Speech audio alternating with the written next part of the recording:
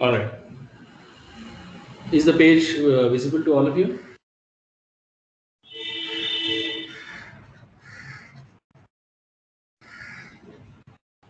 Guys? Yes, sir.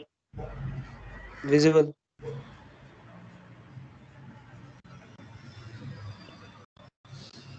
So we saw the waveforms yesterday for a stable multivibrator, and we saw that we were getting rectangular pulses at the output. So this is an oscillator, and naturally, if we call that an oscillator, it has to have frequency, and since it has to have a period.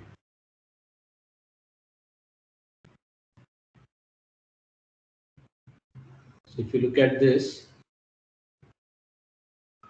we'll call as T1. This is going to be called as T2, the on time and the off time. And T1 plus T2 together will make the period of the waveform T. All right. So this is where we're going to start.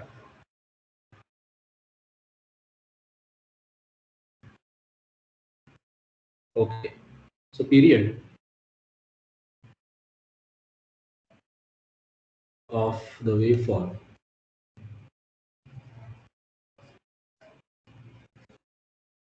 depends on discharge of C1 and C2 both. Okay. We will consider. So consider VB2 during the discharge of C2. I hope you have got the figure in front of you. So I can write VB2 as VCC minus IC1 into R1. Now since capacitor charges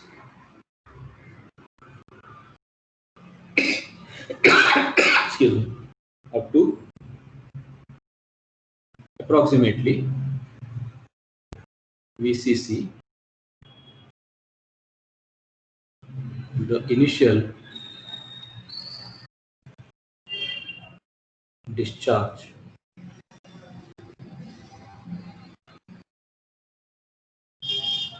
current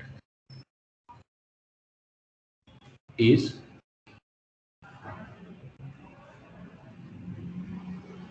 IC1, which is equal to VCC plus VCC divided by R1, and current decays exponentially.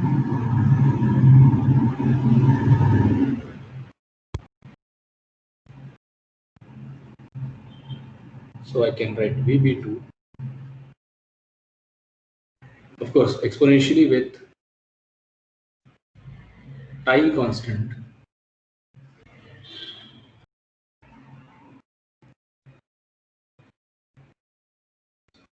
R1 C1. So I can write VB2 is equal to VCC minus 2 times VCC into e to the power minus t by R1 C1. This is the starting point. Let us assume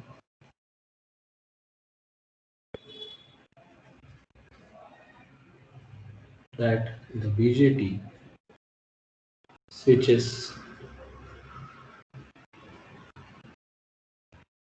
when VB2 becomes equal to 0 volts.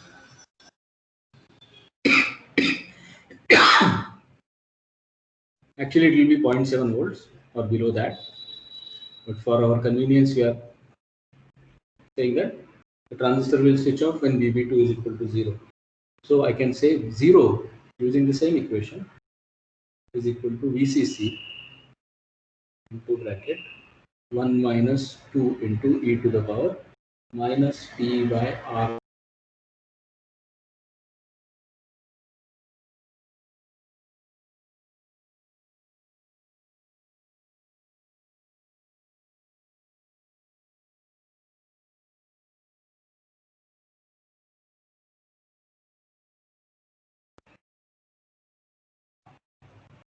From which the off time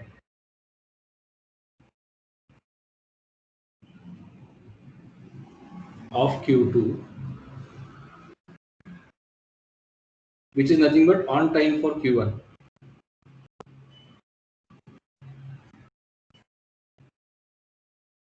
which is T2. If you look at the equation once again, look at the waveforms, you'll understand this. So this part T2. We're talking about this part.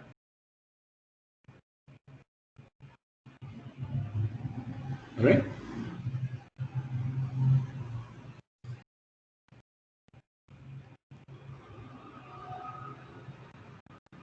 So what we can do is T is equal to T2. So I can simplify this as R1 C1 natural log 2, natural log of 2. That turns out to be 0.694 into R1 C1, natural log of 2. I evaluated, that's all. Similarly,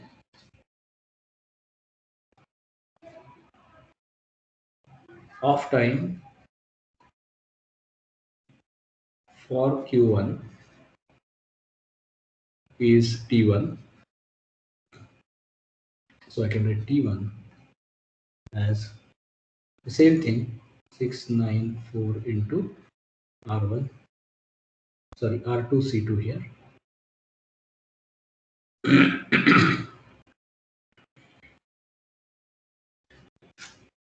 So the total period, which is equal to T, which is T1 plus T2, turns out to be addition of these two. So I can write it as 0.694 into R1 C1 plus R2 C2.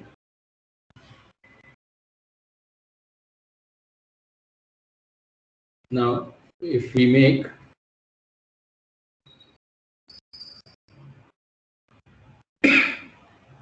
R1 and R2 values same, which is equal to R, and C1, C2 as a value C, I can write T, which is equal to 1.4 into RC. This is the equation for the time period. And what is the equation for frequency then?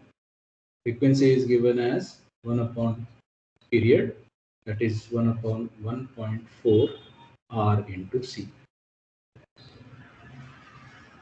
Okay, this is how we derive the equation for the frequency of oscillation, and you can see that it is dependent on R and C. Of course, if I want to make different, if I want to have different duty cycle, here in this case it is going to be 50% duty cycle. Duty cycle 50% means what?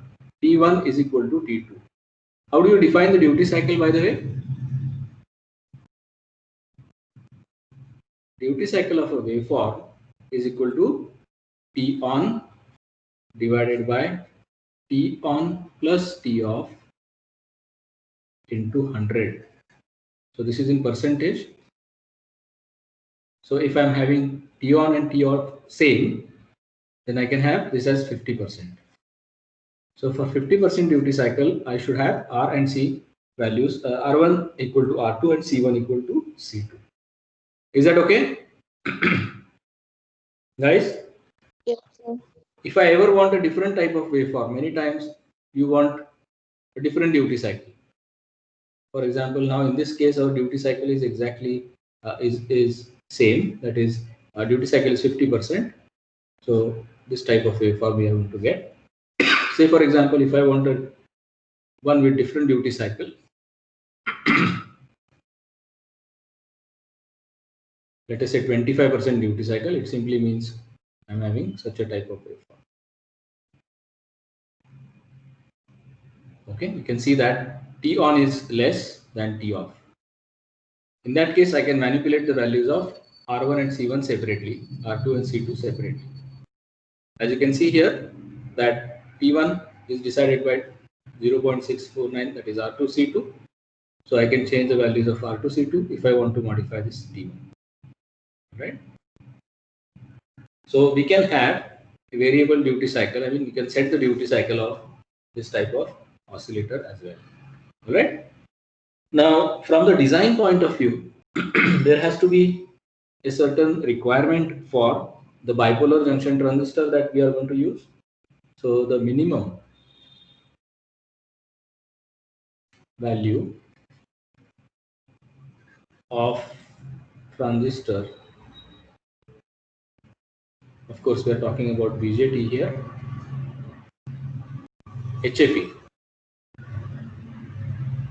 that is beta. So there is a certain requirement, and then only it will start to oscillate. So to ensure oscillation, the transistors must saturate. Remember, we have already spoken about this, that when I want to have when I want to use the transistor as a switch, I said that the transistor should go into saturation, obviously.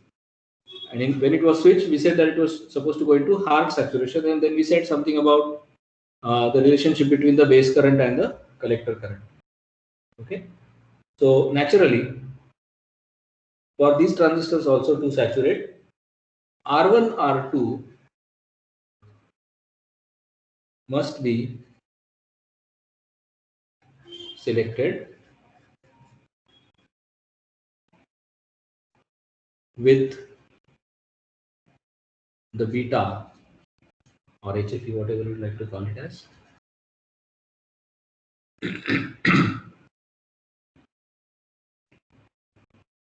in mind. So this is very important. Assume Q1 is saturated, means it is on, so that its collector to emitter voltage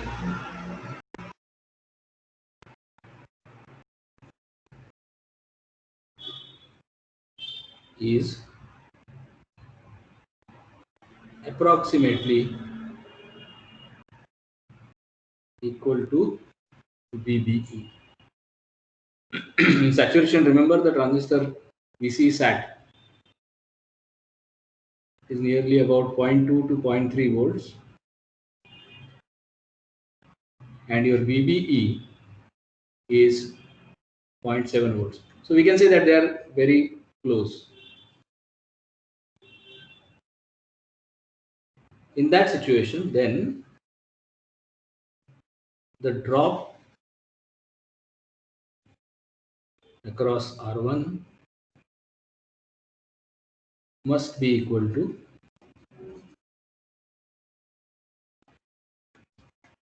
the drop across R2. So I can write IB2 into R1, which is IC2 into RC2.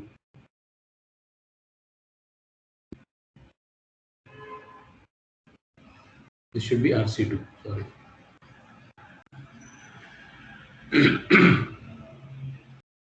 So I can write R1 using this equation. R1 is equal to IC2 by IB2 into R2, RC2.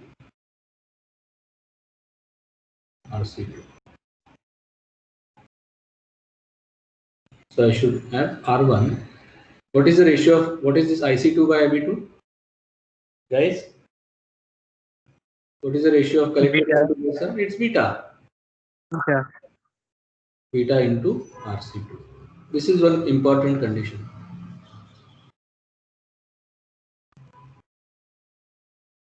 So the transistor will be saturated if and only if R1 is less than or equal to beta times RC2. This is the necessary condition. Or conversely, beta or HFE should be greater than or equal to, generically speaking, R by RC.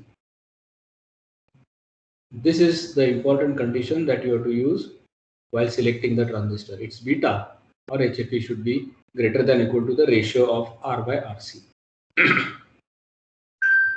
Okay? Is that fine? Please remember this condition. If this condition is not satisfied, your circuit will not oscillate at all. All right, guys? Yes, sir. Yes, sir. Okay. So with that, we come to the end of a stable multivibrator. We will start with another circuit. Sorry, another circuit that is a monostable multivibrator.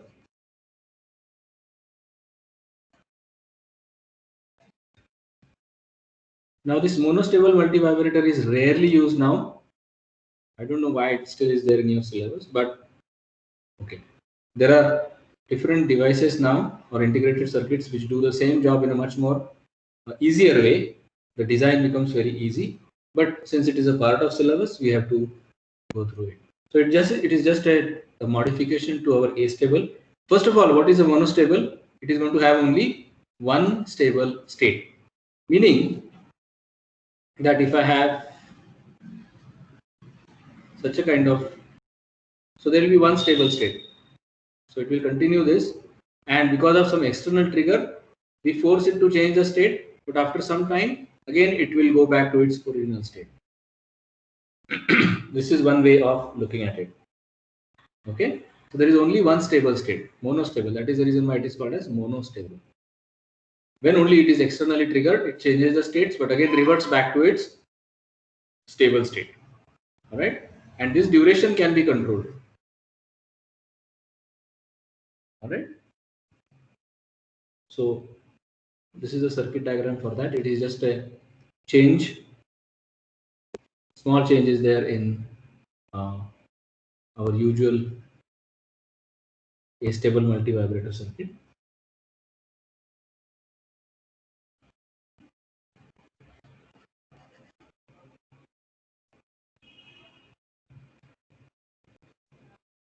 Again, you have two transistors. You have a capacitor here.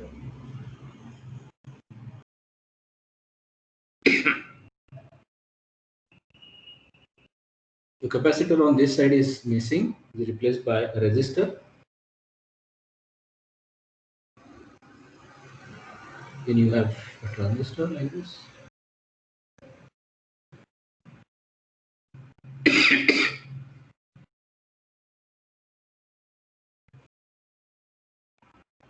And the base is connected to this combination again.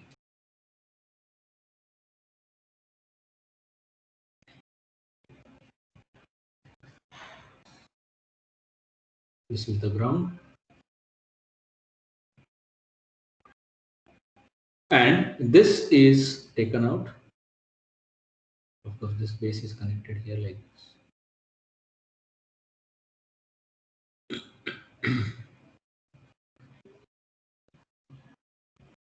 And here you are going to have the trigger pulse.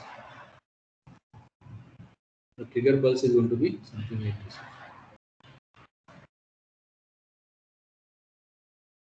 Okay, so this is Q1, this is Q2, this is R2, all this has R1, R3, R4,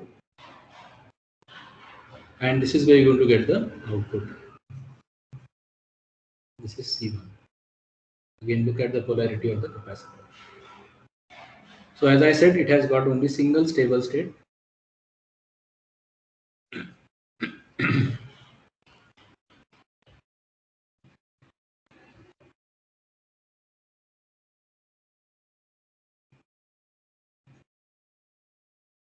After trigger,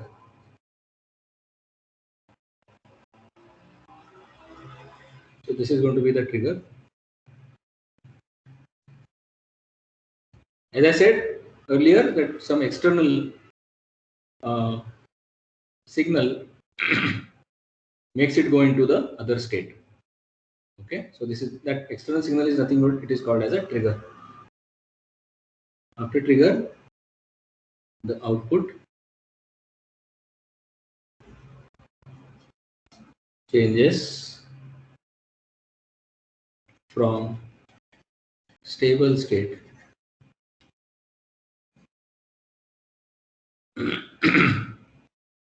to another state.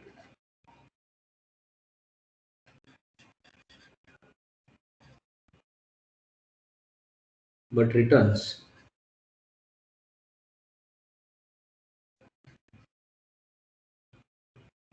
back to the stable state.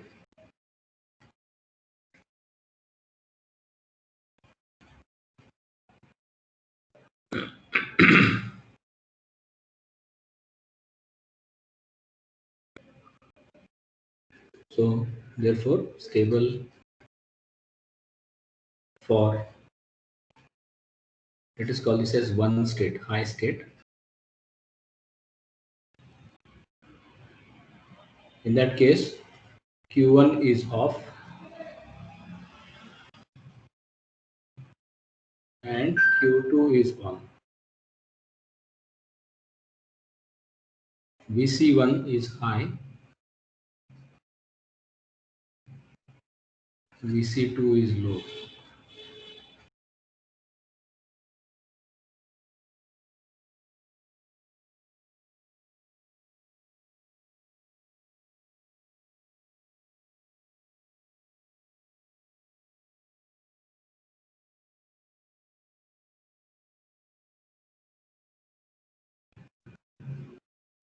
It exactly behaves exactly in the same manner as that of our stable, but with a modification. When VP2 is momentarily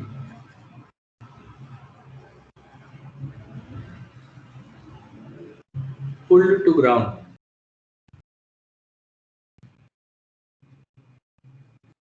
so earlier it is at a higher value, this is the ground value.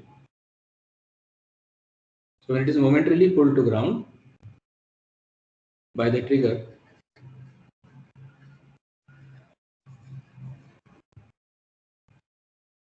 what will happen? See, output, we call this as, this is nothing but your VC2. All right, this was your VC1. So we said that Q1 is off and Q2 is on. Okay, so VC1 is high and VC2 is low. Now we'll talk in terms of high and low, so that will become a little bit easier rather than going for the actual voltages. Okay, so what will happen if I decrease the voltage at this point, that is VB2? Tell me what will happen. This transistor Q2 is on. Now I am pulling it, its base to ground. What will happen? Will the transistor stay on? Guys, will the transistor stay on? No, sir, it will go on off state. So it will go to off state. Okay. So because of this trigger, VC2 will rise to VCC. That is, the transistor is turning off. This will pull up. This pulls up VB1.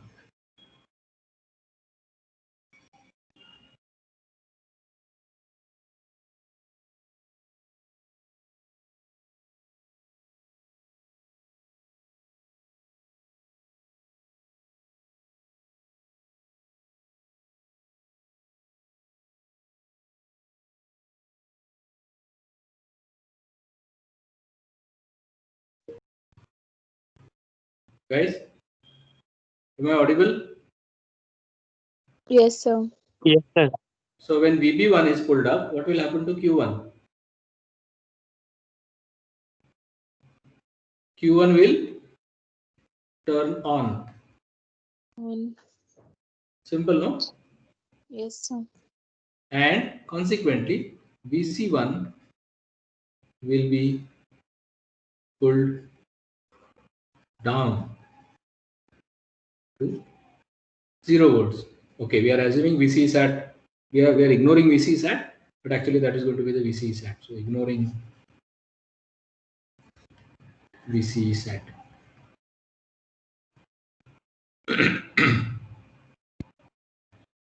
This is the state 1.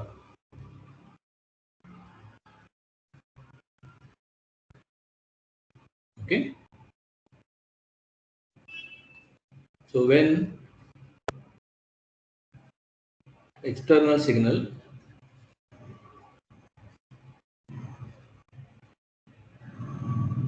goes high again, that is, it is this part. When it goes high again, this part,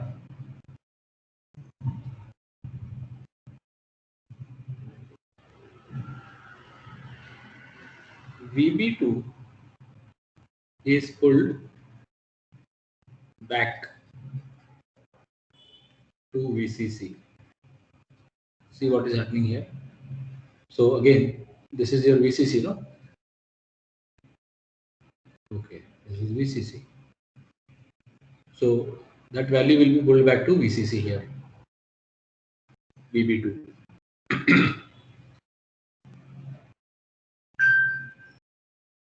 Of course, that is through R2. Okay. If after certain time, let us call it as T, VB2 is such that it will completely turn on Q2. So Q2 turns on. So this doesn't happen immediately. This doesn't happen immediately. So Q2 will not immediately be turned on, but it will be dependent on this combination, this capacitor value C1. Okay. Yes, Again, sir. where VC2 is again pulled to 0 volts and Q1 turns off.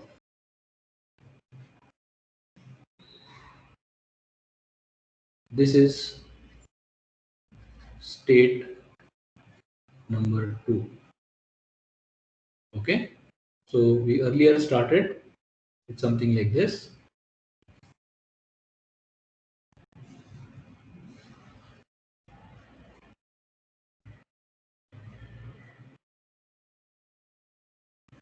This was when Q2 is off, Q2 is on, sorry, and Q1 is off. Q1 is off. Then because of that trigger pulse, we had this state. Okay. Here the conditions are different. Here we have Q1 on, Q2 off, and again it goes back to the original state.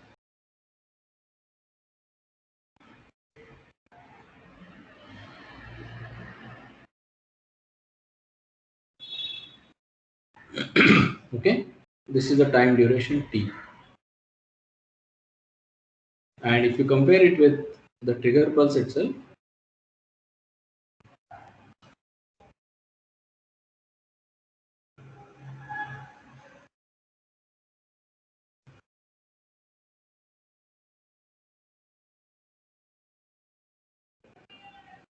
so here the trigger value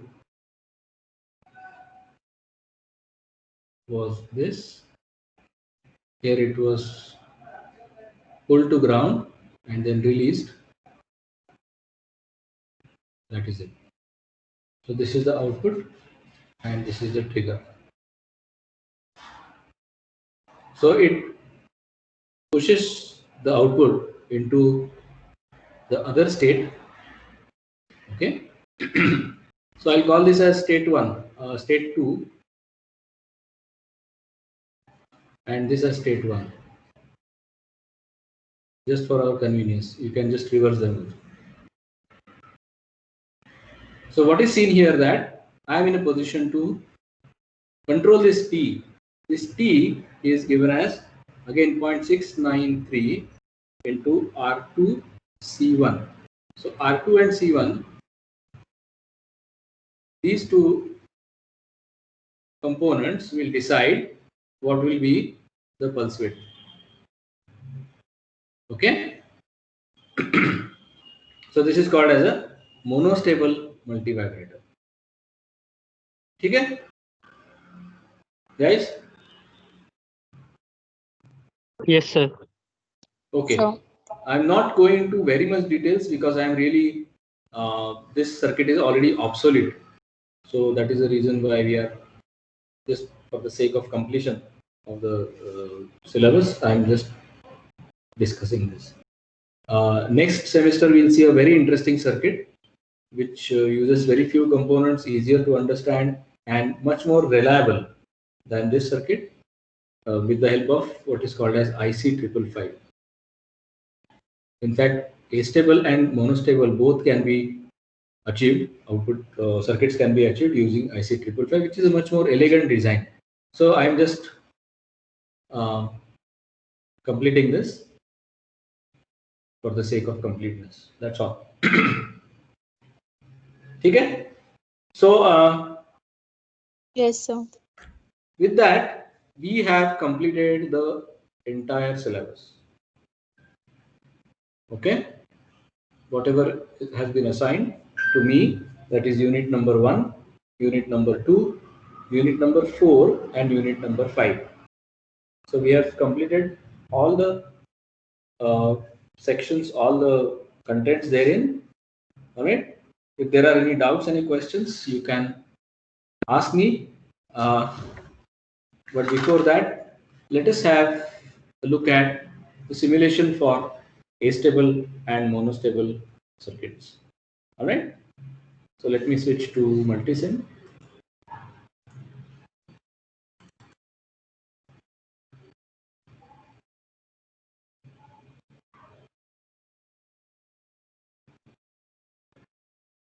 Okay, meanwhile, you must be having some kind of doubts in your minds as to what kind of final end semester examination, how is it going to be conducted, in what mode is it going to be conducted, and so on and so forth, right?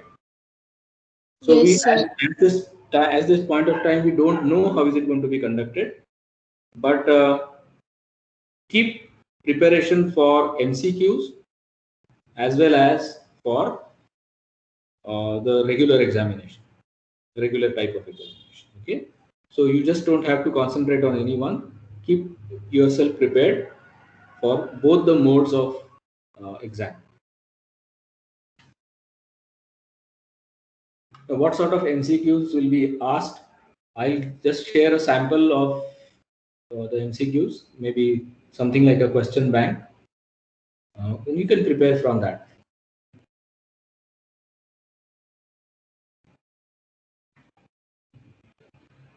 Okay, so here is the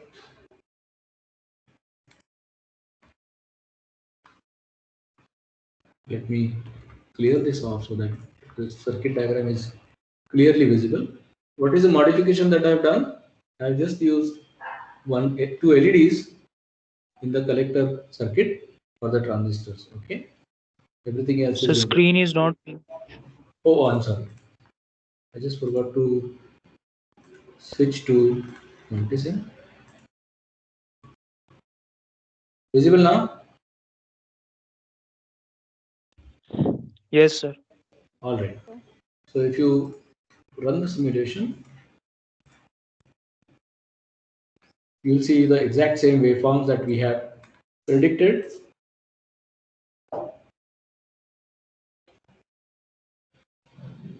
So the exact same waveform that we have predicted, and you see exactly the same thing that we are seeing. Okay, if I want to see the waveform at the base, now interestingly, you'll see here what is happening. Look at the LEDs. LEDs are blinking. Yes, so we can have a nice flasher built out of it.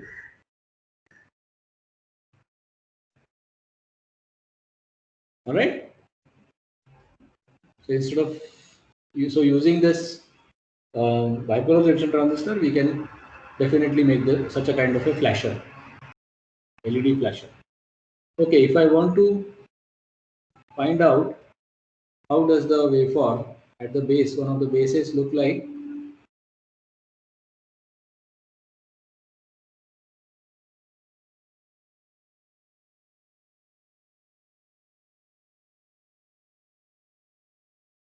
So you're not audible. today, do the waveforms conform? BB2, what you're looking at, the red waveform is a BB2. Okay? Yes, sir.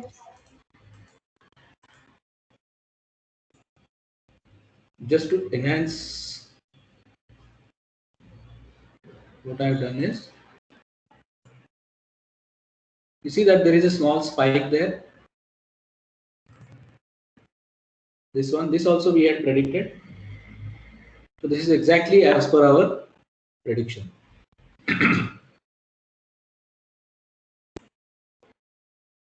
All right. Yes. This is, I urge all of you to create a circuit like this. You can just have a snapshot of this, the same values, and try simulating on your own. Okay.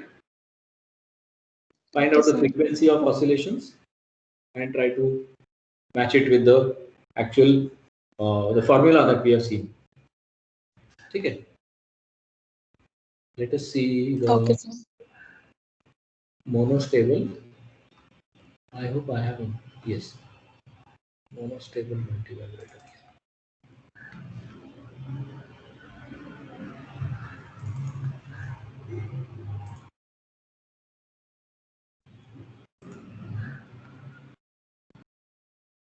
So as soon as I press this switch, you'll see that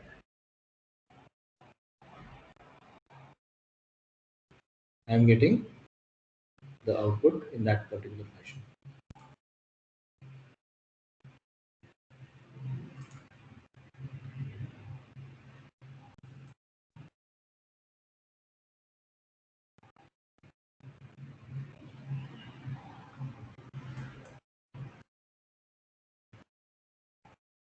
Okay, slightly different thing here. Let me modify this a little bit.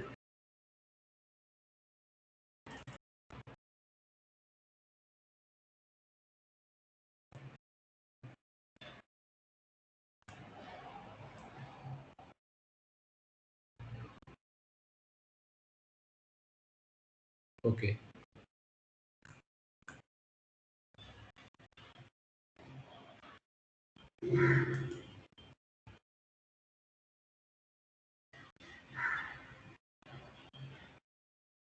All right. So this is as far as the monostable multivibrator is concerned.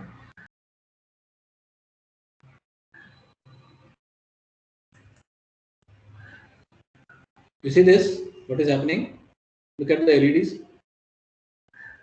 As I press the key, that is the switch, this goes off, and immediately after some time it will turn on. It will be, you see, Q2 is turning on. So it is something like this. So that is what we have. Okay? Yes, You sir. can try this circuit also. There are a few modifications also which I have done.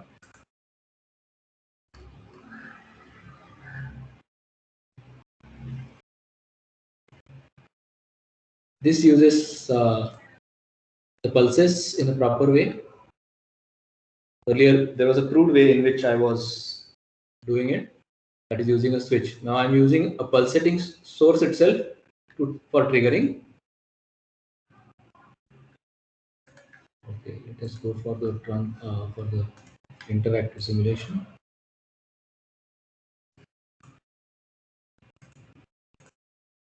You see the pulse? You see the pulse here? Yes, sir. This is the trigger pulse, and these are the outputs.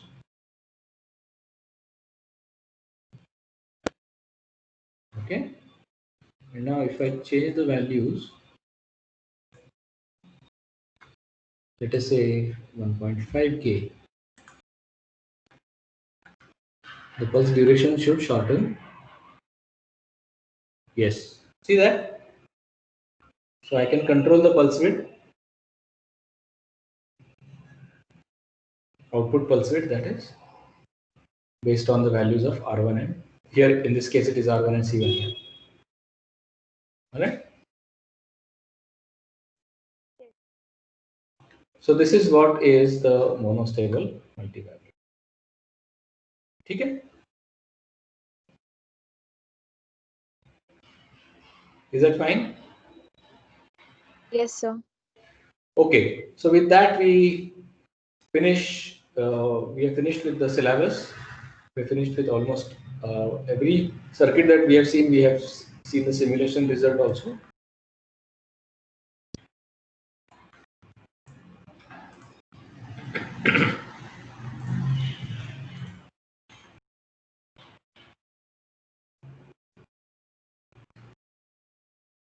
All right. So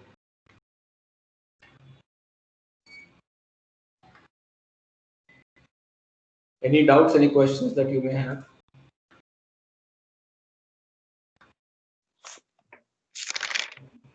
So Regarding can you repeat that astable multivibrators in brief once again? A-stable. Yes, sir. The yesterday's. Well, you were not there. So there was a few doubts I have.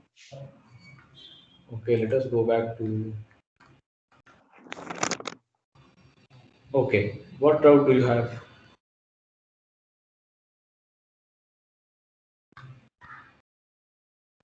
You can just go through this. You can watch the videos. I've already uploaded that video, yesterday's video. But anyways, look at the screen and ask me your doubt. Where exactly you are having a doubt? Sir, the charging and the discharging of the capacitors. Yes.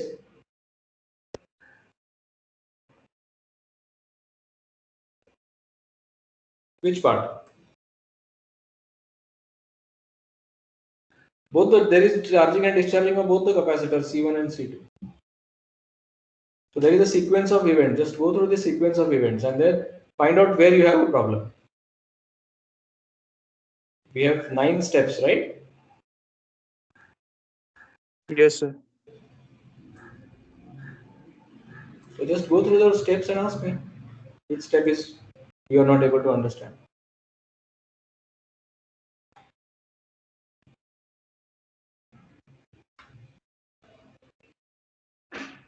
So the pulse of the that discharge current. Which one? This The one. fourth step. Okay. Okay. So fourth Okay. step. Fine. I got it. Okay. So when we are talking about this particular step, that is discharge current from C1.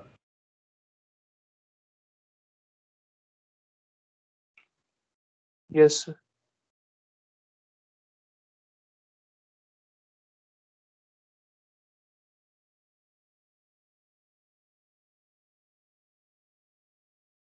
So you're not audible. Guys?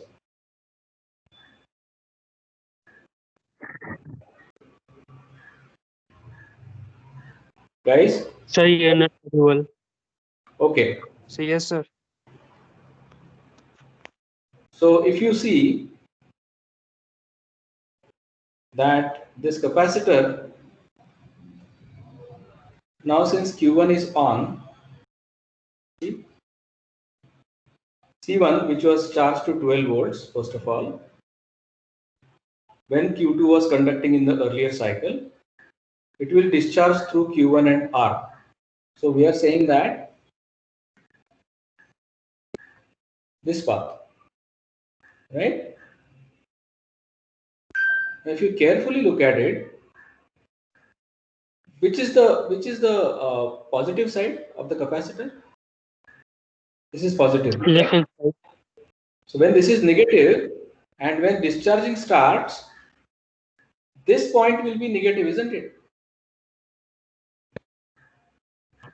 Yes, sir. That will be a momentary thing, but it will be negative.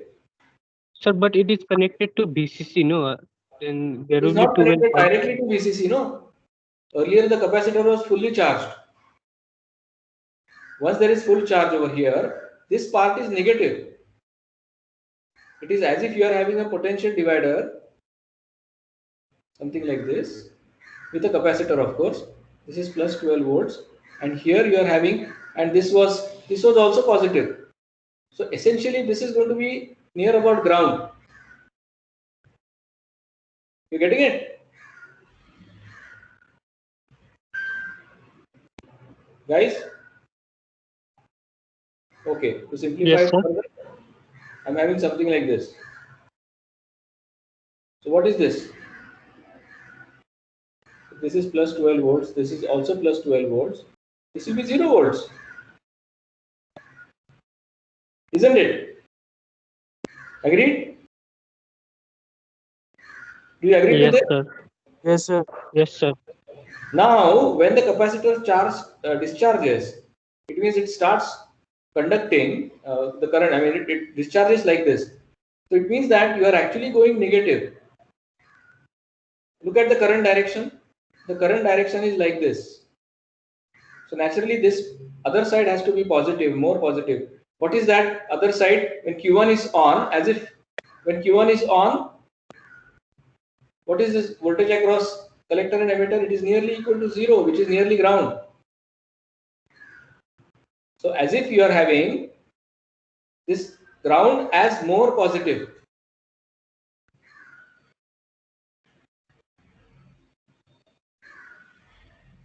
With respect to this point. With respect to this point. Understood? Yes or no? Guys, Yes, sir. the person who had this doubt, Yes, sir. redraw it because it was already cluttered.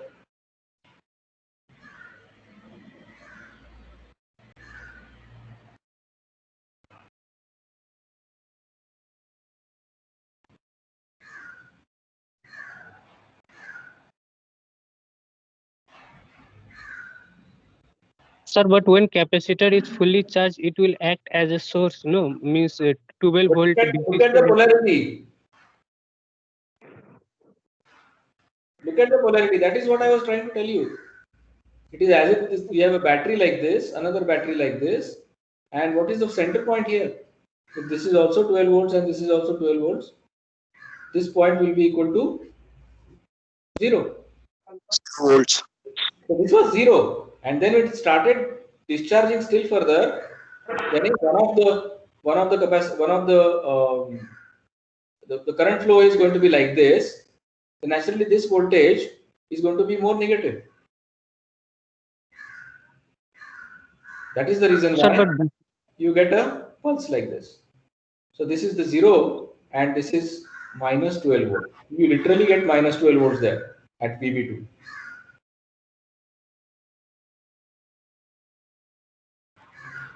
Got it?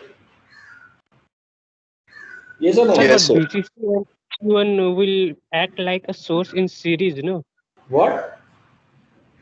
VCC and fully charged C1 will act like This means capacitor was initially charged. Take it like this, step by step. Capacitor is charged means what? This kind of condition. So this voltage will be slightly, this will be literally at ground. It's VB2. This is nothing but VB2. So which is nothing but at ground because of such a kind of configuration. But now, as soon as Q1 turns on, the capacitor will start discharging. And look at the discharge, how the discharge is there. But this doesn't stay you have this problem. It doesn't stay like this. As the capacitor discharges completely, VCC is going to take over and again charge it and bring the center point again to 0 volts. That is the reason why you get a curve like this, no? Are you getting it? Guys, Yes, sir. I think that should clear the doubt. All right, so I think we are coming to the end of the session. If still you have got any more doubts, you can just use WhatsApp for communication. We won't have any more lectures after this, except for I'll be having one PCB training session for all of you, most probably after your unit test 2. That is going to be interesting. Okay. Okay, sir.